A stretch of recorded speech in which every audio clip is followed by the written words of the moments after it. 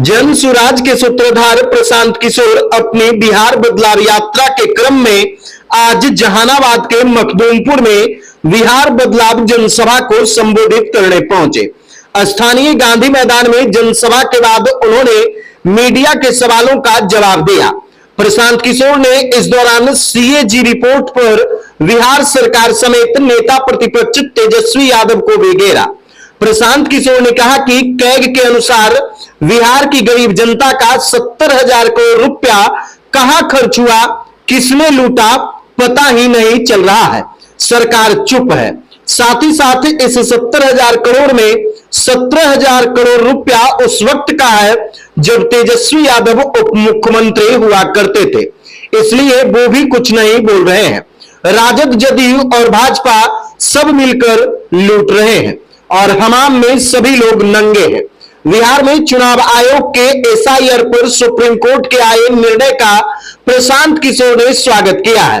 उन्होंने कहा कि सुप्रीम कोर्ट द्वारा आधार कार्ड को मानने का निर्देश देने के बाद अब लगभग 99.99% लोगों का नाम वोटर लिस्ट में शामिल हो जाना चाहिए।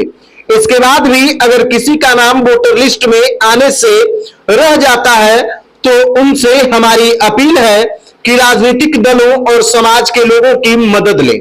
प्रशांत किशोर ने इसी दौरान राजद विधायक भाई वीरेंद्र और पंचायत सचिव के बीच बातचीत के कथित वायरल ऑडियो को लेकर भी हमला बोला।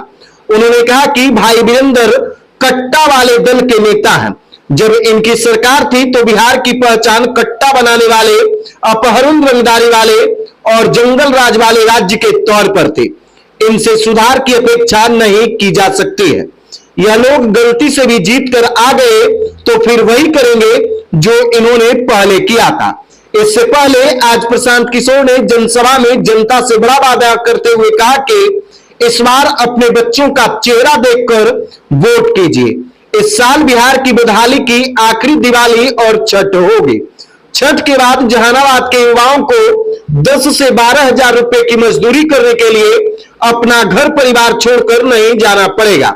बिहार भर के ऐसे 50 लाख युवाओं को वापस बुलाकर उन्हें यहीं पर 10 से 12,000 रुपए का रोजगार दे दिया जाएगा। साथ ही साथ दिसंबर 2025 से 60 साल से अधिक उम्र के हर पुरुष और महिला को 2,000 रुपए मासिक पेंशन दी जाएगी। उन्होंने बड़ा ऐलान किया कि जब तक सरकारी विद्यालयों में सुधार नहीं हो जाएगा तब तक आप अपने 15 साल से कम उम्र के बच्चों को निजी स्कूलों में पढ़ाएं और उनकी फीस सरकार भरेगी ताकि गरीब का बच्चा भी अंग्रेजी मीडियम स्कूल में पढ़ सके। बाकी क्या कुछ प्रशांत किशोर कह रहे हैं वह आप खुद सुनिए। सीएजी ने बताया है कि 70,000 करोड़ रुपया बिहार की गरीब जनता का 70,000 करोड़ रुपया पता ही नहीं है कि सरकार ने खर्चा कहाँ किया है, किसने लूटा, कहाँ खर्चा किया, ये हम नहीं बोल रहे हैं, ये सीएजी बोल रही है और सरकार चुप है। आप इस 70,000 करोड़ में 17,000 करोड़ रुपया उस साल का है जब तेजस्वी यादव उप मुख्यमंत्री थे, वो भी नहीं बोल रहा है। तो इस हमाम में सब नंगे हैं, तीनों मिलकर लूट रहे हैं। ये राजद, जदयू, भाजपा तीनों मिलकर लूट रहे हैं और ये बात अभी सीएजी के रिपोर्ट में जाहिर हो गई कि बिहार जैसे गरीब राज्य में 70,000 करोड़ रुपया का कोई हिसाब किताब नहीं है कि ये पैसा कहाँ गया, किसने खर्च किया, इसका किसने संज्ञान किसी ने नहीं लिया अभी तक।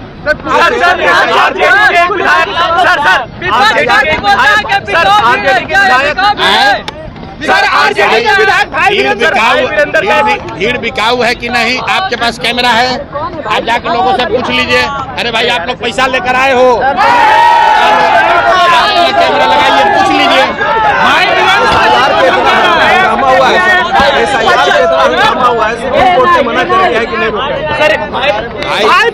पंचायत सचिव को धमकी दिया भाई देखिए ऐसा है, एसआईआर पे हम लोग पहले से कह रहे हैं कि हर वो नागरिक जो हर वो व्यक्ति जो बिहार का नागरिक है उसको वोट देने का अधिकार है। सुप्रीम कोर्ट ने प्रक्रिया को रोका नहीं है, लेकिन आज शायद कहा है कि आधार कार्ड को आपको मानना पड़ेगा और अगर आधार को सरकार इलेक्शन कमीशन मानती है तो मुझे लगता है कि करीब करीब 99.99% लोगों का नाम इलेक्शन कमीशन के लिस्ट में आ जाना चाहिए।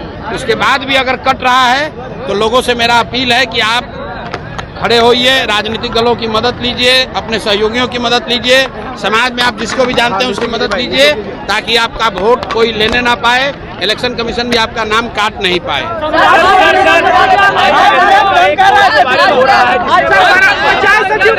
भाई देखिए, ऐसा है, भाई वीरेंद्र जैसे लोग ये राजद के नेता हैं।